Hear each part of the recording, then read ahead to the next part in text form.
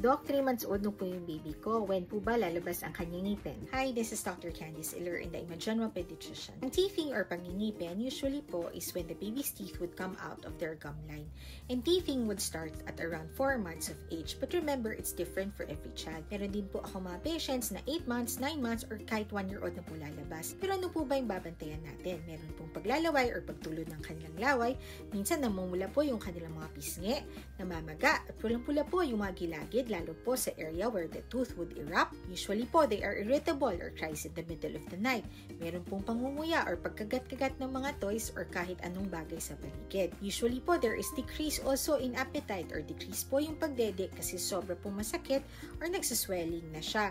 And of course, sometimes napagkakamalan din po may fever sila because there is a slight increase in temperature. So ano po ba yung dapat natin gawin? We can wipe away po the laway to lessen the facial rashes. We can also apply the teething gels on the area po where the parts are swollen.